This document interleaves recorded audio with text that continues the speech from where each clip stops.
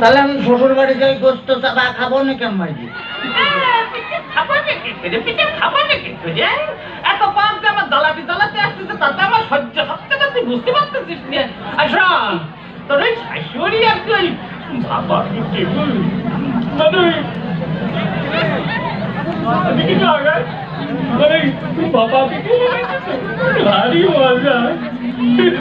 শ্বশুর বাজার কি বিয়ে করেছেন?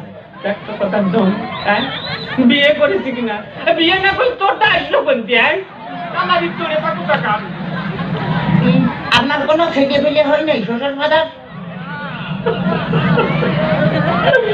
কপাল আমার কপাল, আমার জামাই কয় আমার ছেলে পেলে হয়েছে কিনা কষ্ট দেখি আমি কোন দিকে যাই।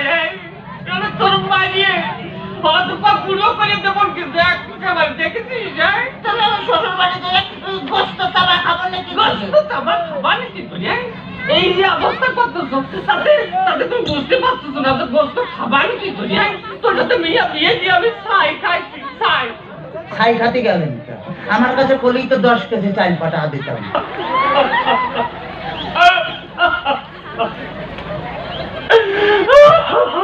কাঁদতেছেন শ্বশুর বাজার?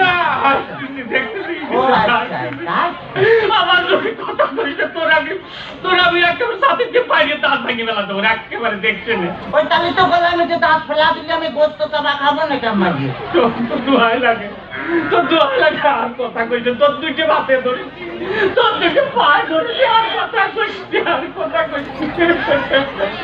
শোন শোন এই ঘটনা হচ্ছে কি যে এভাবে দাম যদি করিস তাহলে আর আমি পারবো না।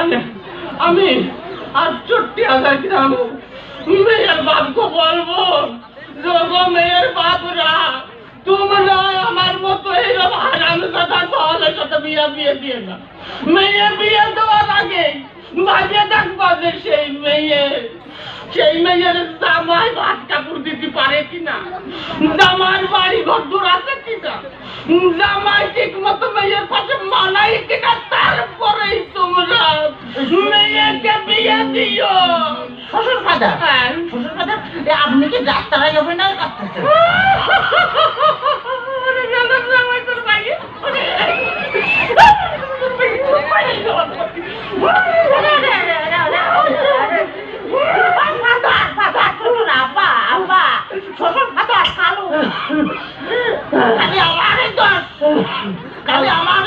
তোমার মেয়ে বিয়ে করে আমি যে ফকির হয়ে আসছি খালে টাকা চাই, খালে টাকা চাই। আজ 1,000 কাল 1,000 পরশুদিন 5,000 তারপরে 10,000 খালি টাকা চাই আর টাকা চাই। তোমার মেয়ে আমার ফকির বানা ফেলেছে। ফকির বানা ফেলেছে? বলি এত টাকা মেয়ে করে কি? এত টাকা কি করে তা আমি কি করে পাবো? আমি কি কোনোদিন দিছি নাকি?